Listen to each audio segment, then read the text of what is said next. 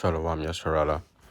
First and foremost, I'd like to start this lesson by giving all praises, honor, and glory to the Heavenly Father and His only begotten Son, Yahweh, Bahashem, Yahweh Shai, Bahashem, Recha HaKodash. Double honors to the elders and apostles of Great Millstone who rule well and taught me this 100% truth. Double salutations to the Akim out there, spreading this word in truth and sincerity, and shalom to the few Arquath that are listening in today. Back at you with another lesson entitled Count Yourself Blessed If You No Longer Fit In. Because excuse me, I think I might be coming down with a little something, I've got a little irritation in my throat. But anyways, when you come into this truth over time, you start to lose grip of that worldly life that you used to live, the worldly friends that you used to be around, the worldly acts you used to partake in.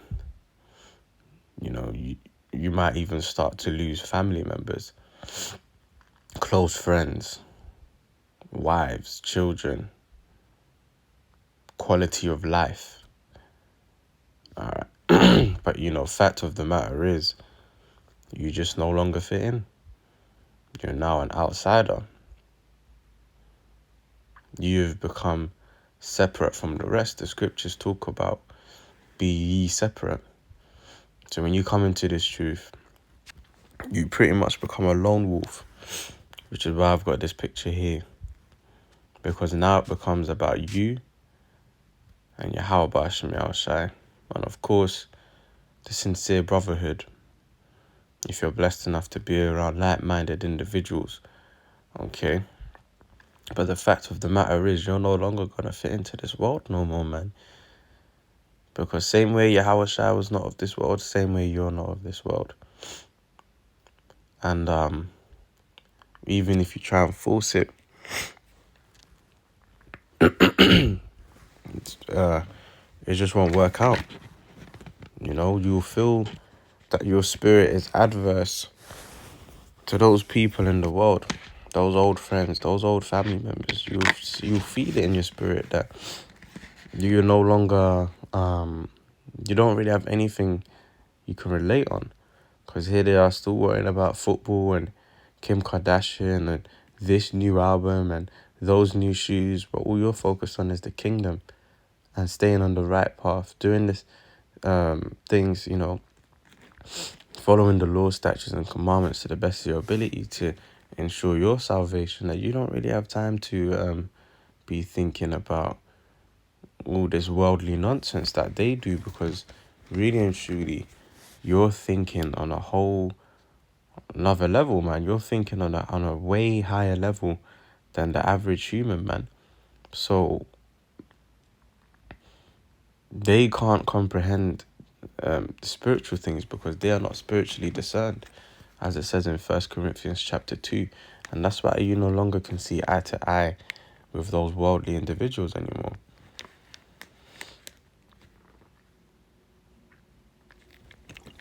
So like you just have to take a sip of that water. Throat feels quite dry. And I had an example of that happen to me yesterday, actually. So yesterday was Saturday, and I was in Portugal for the past couple of days. So I came back into the country Saturday night, but in like the early hours of Saturday. So it was like, I got back home at, I'd say around like 3-4 in the morning. And I went to bed, woke up, and I woke up, I wasn't really in the mood. I was a bit pissed off. Couldn't really put my finger to it though, but I don't know, I guess it's just the dark energy, the dark forces that are so prevalent in London. So I was just a bit wound up. And I got up in the morning and got out, done my few errands that I had to do, and one of my cousins, my mother told me one of my cousins will be coming over to visit. Now, ever since being in the truth, I don't really speak with family members like how I used to. Pretty much at all, to be honest, because we don't see eye to eye anymore. You know, there's nothing really we can relate on, because obviously I've embarked on this journey, seeking salvation, and this is in the world, and they don't see what I see, so, and that's fine. I don't hold them to it, but you know, being a man of the Lord, you learn to just respect people's differences. You know, if people don't want to hear the word, you don't force it down their throats. You know, you sort of just, okay, you don't want to hear it, then whatever, that's fine. So anyways, excuse me. So, yeah, so by the time I got back home, my cousin had arrived with his woman and his child as well. Okay. And, you know, my woman was actually in the house as well with them. And, you know, it was the first time she met my cousin. So, you know, whatever, they're talking and the whole family's talking or whatever. But, you know, the moment I've stepped into the house, you know, you could feel, I want to say tension, but, you know, you could feel the adverseness, if that's even a word, in the spirits between myself, my cousin, his woman, child, even my own my mother and my brother, right? Because my mum and brother, they ain't in the truth, and they don't, you know, they don't necessarily agree with the path I've taken, but that's fine. But anyways, so immediately I've walked in the door. My cousin put me on blast straight away, talking about, you know, in front of everyone, oh yeah, you don't say happy birthday to us, you don't check on us, we don't hear from you no more, this, that, and the other. And personally, like, man to man, like, you know, if you have an issue, like, pull me aside and we speak about it, but don't think you're gonna get, you know, the response you want by just putting me on blast in front of everyone. And, you know, personally, that shit don't sit well with me, man, because if I had a problem with you, I'd pull you aside and we speak about it like grown men.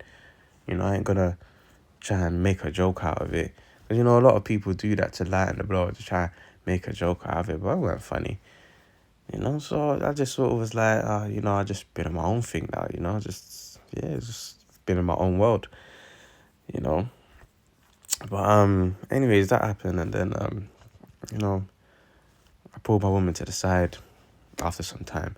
Because, you know, like, I was just trying to be nice and, you know, speak to them and whatever, but they were just being awkward with me, so I was like, well, I'm not really going to put in any effort anymore. I'm just going to go and do my own thing, which I had to go to camp anyway. So I just pretty much got up and just got ready. Didn't say anything to them since they was being awkward with me, which is fine. But, you know, so I put my woman aside and that's like, and she told me how, literally, just 10 seconds before I walked in the door, they was all, you know, talking bad on me. He's talking about, oh, yeah, you don't come check us and you don't visit us. You become a stranger now, X, Y, and Z. And then my cousin had actually made the comment saying that now you have to go through Jesus to reach him. You know, and when I heard that it didn't upset me, but it pissed me off. The reason why it pissed me off is because obviously, you know, I've been in this truth, and from my perspective, the only people I thought knew what I was doing was my mum, my brother, and my father. You know, but for him to say that means that obviously talks are being had about me that I'm obviously not aware of, and I feel it in the spirit, but no one admits to it. So whatever. So yeah, he said, you know, you have to go through Jesus in order to reach him. So then the moment I've heard that, also bearing in mind, all of this was said literally 10 seconds before I've walked into the house. And I've walked into the house. And it's like, well, it was so funny because I was rushing home to get to camp. But I was caught up in so much traffic and this was going on and that was going on. It's like the Lord, see, look, man, this is all the will of the Lord, man. Like just the way it all fell into place. Because now, 10 seconds after that comment has been made, I've walked in the door. And the Lord is pretty much like, the way I see it in the spirit, the Lord is like, okay, bro, you was giving all the chat. This is talking about my cousin, right? You was giving all the chat, right? Well, now here he is. Go speak your truth. Go pull him aside and let him know you got a problem with me not reaching out to the family, me becoming an outsider. Yet now that I'm here, it's just been turned into some massive joke. Like, oh yeah, well, you don't reach out to us, man. Oh yeah, you just do your own thing. Not like a proper, like a courageous man thing where you just pull me aside and have that hard conversation. So you can, and then I actually explain to you, look, this is what I do. I don't celebrate birthdays no more. I don't celebrate Christmas, so on and so forth.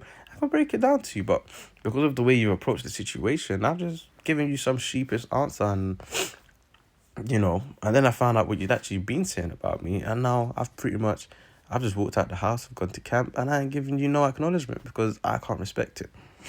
But I say all of that to say this, man.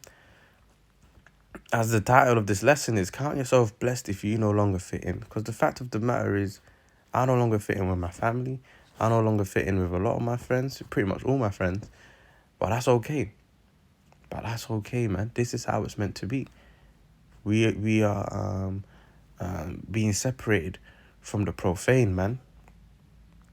And that's what the Lord does. You can read about that in Ecclesiasticus chapter 18. So that's what be going on, man. Excuse me. Because ultimately we see something.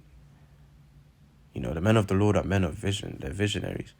And we see something which is the kingdom, which the world cannot see.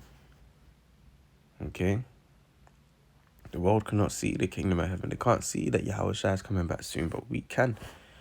Alright? But anyways, that's enough of story time. Let me get into the precepts, man. Because I know brothers have dealt with similar situations or are dealing with similar situations. Might even be worse than my situation. But it's perfectly normal, man. That's okay. That's how it's meant to be. That's part of the battle. All right? So this is Matthew chapter 5 and verse 10. And it reads, blessed are they which are persecuted for righteousness' sake, for theirs is the kingdom of heaven. So to persecute, meaning to be treated in like an ill manner, all because of maybe your sexual orientation, which of course, you shouldn't be gay anyway, right? Or your religious beliefs, which a lot of us brothers are treated ill due to us being in this truth, man. But it says, blessed are we. Okay, we are actually blessed, man. More than we realize. And when Yahushua comes with great glory, we're going to understand that we are truly blessed, man. Okay. Verse 11, blessed are ye when men shall revile you and persecute you and shall say all manner of evil against you falsely for my sake. And my situation is a perfect example, man. Let's look up the meaning for revile. Let me just ask Siri on my other phone. Revile meaning says to criticize in an abusive or angrily insulting manner. Yeah. Oh yeah, nowadays you have to go through Jesus in order to reach him. All right. So that's an example of being reviled, persecuted, being treated in an ill manner. I'm trying to have some conversation with them. No one really wants to engage. So therefore, I just kind of walked away from it. And as I said, I had to go to camp anyway. But, I didn't say anything more. I didn't say any goodbye or whatever. I just walked out the door. Not that I was angry or anything, but I just felt like I didn't owe them any words. All right? And they're speaking all manner of evil against me falsely, when all I'm doing is striving for perfection, striving for the truth, striving for salvation. All right, but this is how it's meant to go, brothers. Okay, we are not of this world, man. And you might forget that sometimes. So the Lord has to do certain things to show you, listen, man, you ain't of this world. All right, hold your head up. Stay, seeking after me, but forget this world, man. You're not of it. Okay. Verse 12, rejoice and be exceeding glad, for great is your reward in heaven. For so persecuted they the prophets which were before you. So this is nothing new, man. There ain't nothing new under the sun. This has been happening, man. Prophets were always persecuted. When Yahweh Shai revealed to his people that he is the son of the Most High, they're like, what? Ain't that Joseph's son, little carpenter? They turn into niggas, man. So it's the same thing going on today. They looking at us like, oh, we are men of the Lord and the Lord is dealing with us. They're looking at us as some bums, man.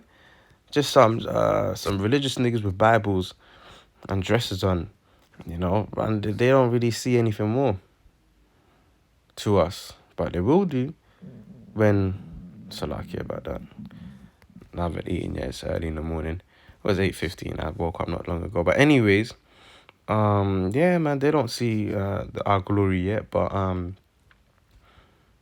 John 3:2, man, when Yahweh Shai shall appear, we shall appear with him with great glory, man. We shall appear like him, it says. And Yahweh Shai, the way Yahweh Shai is coming back this time around, now that's going to be something to see, man. That's going to be to your benefit if you're of the elect, but if you're of the 2/3 and you're the heathen nations, then boy, that's going to be to your demise, man. All right. Verse 13, ye are the salt of the earth, but if the salt have lost its savour, wherewith shall it be salted? It is thenceforth good for nothing, but to be cast out and to be trodden under foot of men. All right. And, usually when we use the scripture, we be talking about like Jake as a whole. All right. But let's specify it a bit more, man, because we are the salt of the earth. All right. We have this wisdom, knowledge, and understanding and truth. The Lord reveals his secrets unto us. So the salt of the earth, of course, is the nation of Israel, but beginning with the elect. All right. It goes on to say that ye are the light of the world. A city that is set on a hill cannot be hid. And we are the light because we, again, have this wisdom, knowledge, and understanding. Okay. Which is the light, The elites like to call themselves what? The Luciferians. Which means to be the light bearers. But really, we are the true Luciferians. We're the true Illuminati. The true illuminated ones. Because we have this light, this truth, this wisdom, this knowledge. All right? Let's go to Matthew chapter 19. And we'll start at verse 21. And it reads, Yahweh Shai said unto him, this was a rich man trying to enter into the fold. All right? And Yahweh Shai told him what would need to be done in order for him to be a part of the fold. So Matthew 19:21, Yahweh Shai said unto him, if thou wilt be perfect, go and sell that thou hast, and give to the poor, and thou shalt have treasure in heaven, and come and follow me. Because we're storing up treasures in heaven, okay? Not on this side, where moth and dust doth corrupt. Let me see if I can pull out, I think it's in 2 Corinthians 4:17. Yeah. 4:18. Well, yeah, we can start at 17. For our light affliction, which is but for a moment, worketh for us a far more exceeding and eternal weight of glory, while we look not at the things which are seen, but at the things which are not seen. For the things which are seen are temporal, but the things which are not seen are eternal. So all these cars, clothes, holes, money, um, watches and houses that you see on this side, they're all temporal, man. But the things which we don't see, the kingdom of heaven, the chariots, immortality, us having slaves, us having other planets, us, you know, being completely righteous, spiritual power, those things are eternal, man, which we can't see right now. But those things are eternal, okay? And that's what, and the crown. You know, we're fighting for an eternal crown, not a corruptible crown on this side. Excuse me, okay? Let's go back to Matthew 19. And so we read 21. So let's read 21 again anyway. Yahushua said unto him, if thou wilt be perfect, go and sell that thou hast, and give to the poor, and thou shalt have treasure in heaven, and come and follow me. But when the young man heard that saying, he went away sorrowful, for he had great possessions. Then said Yahushua unto his disciples, verily I say unto you, that a rich man shall hardly enter into the kingdom of heaven. And again I say unto you, it is easier for a camel to go... Salaki, man. Excuse my belly. It wasn't rumbling like this, but now it is Salaki. Anyways, and again I say unto you, it is easier for a camel to go through the eye of a needle than for a rich man to enter into the kingdom of the Most High. So it's a lot harder. If you have received your consolation here on this side, it's a lot harder for you to give it up and to put on the clothing of suffering for righteousness' sake when you got all good already on this side. You know, Apostle Paul, he gave up his status in the world and his rich possessions in order to follow Yahushua. But that's still a very hard thing to do, and for the most part, not everyone is willing to do that. Okay. Verse 25. When his disciples heard it, they were exceedingly amazed, saying, who then can be saved?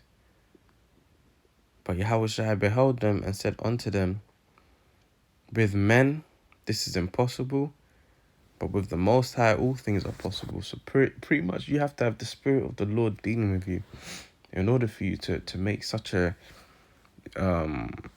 drastic step to giving up your worldly possessions, your worldly status, your worldly friends, and your life here in the world to take on the sufferings of following after Yahushua.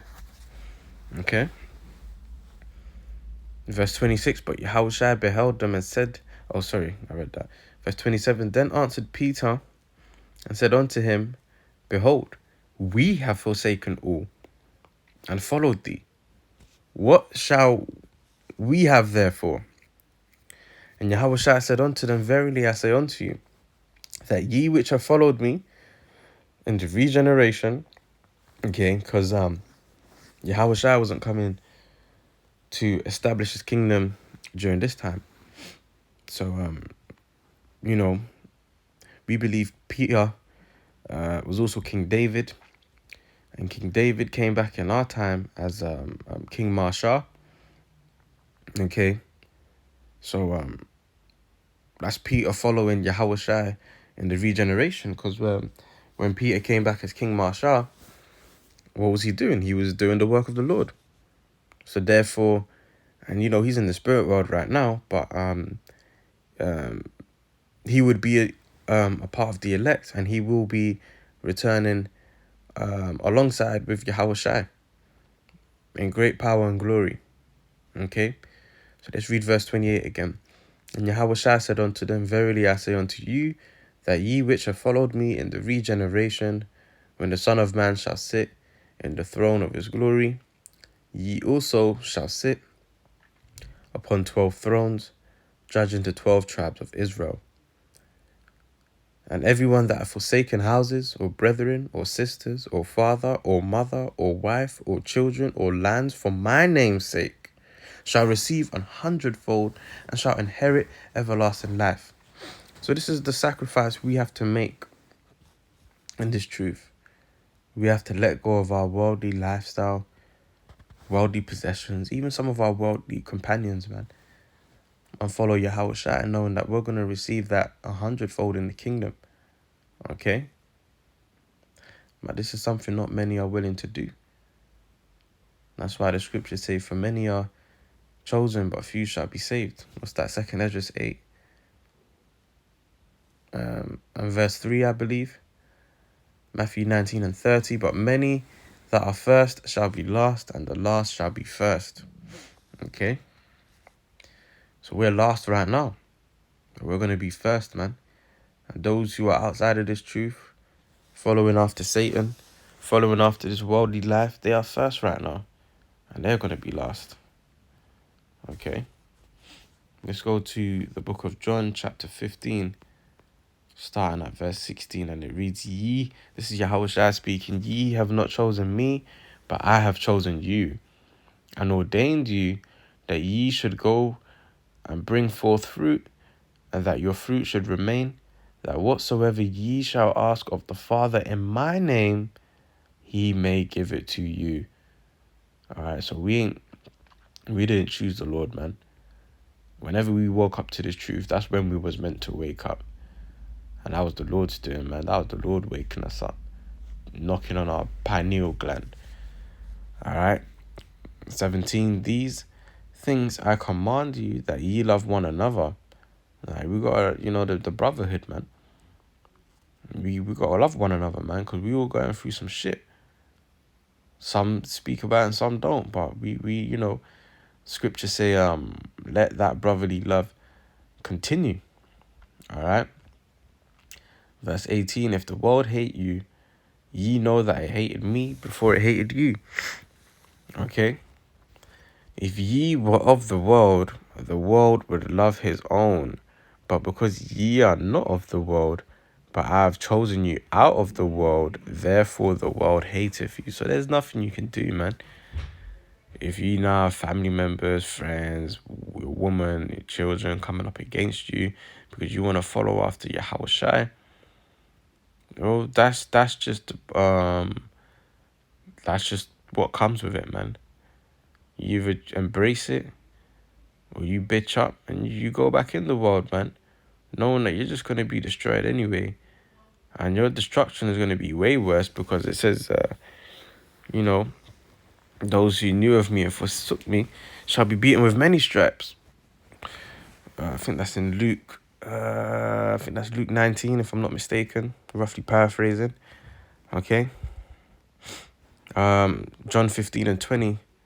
Remember the word that I said unto you, the servant is not greater than his Lord. If they have persecuted me, they will also persecute you.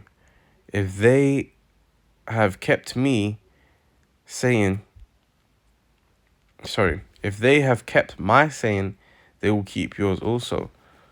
All right. But the fact of the matter is, they're not keeping the sayings of the Lord.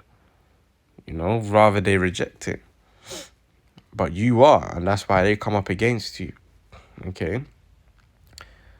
But for all these things will they do unto you for my name's sake, because they know not him that sent me.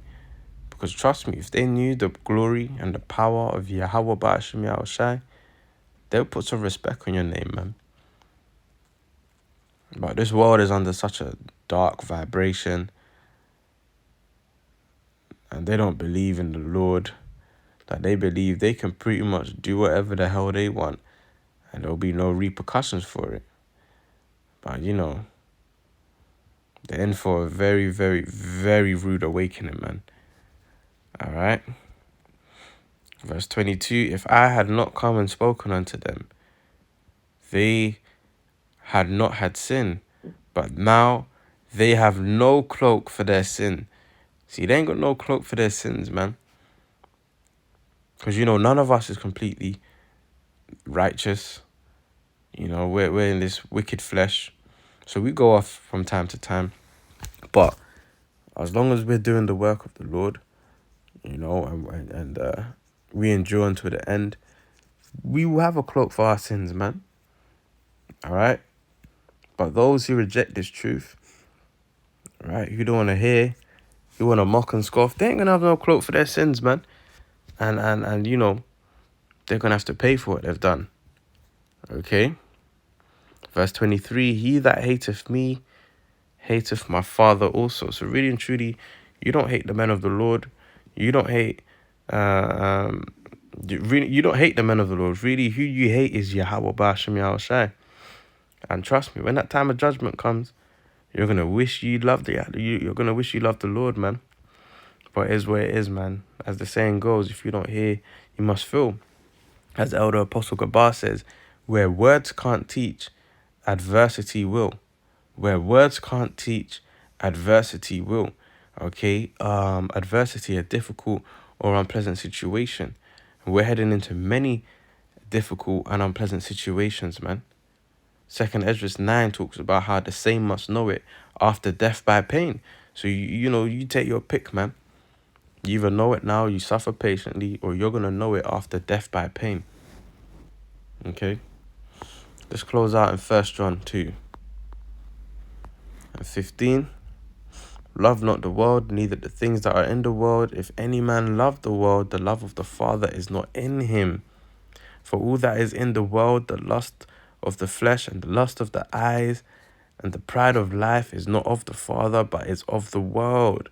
And the world passeth away, and the lust thereof, but he that doeth the will of the Most High abideth forever. And we're doing the will of the Most High now, man. Striving to be the first fruits of the kingdom of heaven. Because, you know, those 2/3 of the nation of Israel that reject this truth, yeah, they're going to be in the kingdom of heaven as well. But they're gonna be shamefaced for a very, very, very long time, man. You know, looking at the elect, like, oh, man, I made mockery out of you on that side, man. Oh, I'm sorry. And, you know, they're pretty much going to have their head buried in the sand. And we're going to have to pull their heads out, like, hey, man, it's all right, man. Like, you know, we're here now. We're in the kingdom. Like, just cool now. You know what I'm saying? Like, just cool now. You all good now. You in your right mind now. You know, but that's going to be the case for a very long time, man. We don't want to bear that shame. Okay? So, yeah, man. Count yourself blessed if you no longer fit in, man. Because we are not of this world. Excuse me. We've been chosen out of this world, man. So, you know, because, you know, you might have brothers going through a similar situation, and you know, maybe it's making you question your faith. And you know, I was speaking with one of the beloved brothers from camp yesterday about what had happened, and you know, the thing is, yeah, like, let's say, for example, you can come from a Christian household, and then one of you can turn around and say, you know what, I practice the religion of Islam. They're like, oh, yeah, you're okay, you know. Yeah, we respect your beliefs and your differences or whatever. Or, you know, oh, yeah, I sell weed or whatever. Oh, you know, yeah, times are hard. You got to do what you do to get by. The moment you tell them you're an Israelite, it's like, you're the worst thing on earth, man. Look at this fucking nigga, man. You have to get through Jesus to get through to this guy. And, you know, it's not respected, man. So, fact of the matter is, this has to be the truth, man. Because you can come out to your family as gay, you can come out as Muslim, come out drug dealer, a murderer, whatever. And, you know, they'll excuse you. But the moment you come in as an Israelite, nah. We ain't taking that brother on, man. Nah, man, that nigga weird, you know. That nigga an outsider, man. You know, but that's how you know this is the truth, man. All right. But anyways, I've pretty much made the point on that now. So hopefully this lesson has been edifying. And until the next time, I say shalom.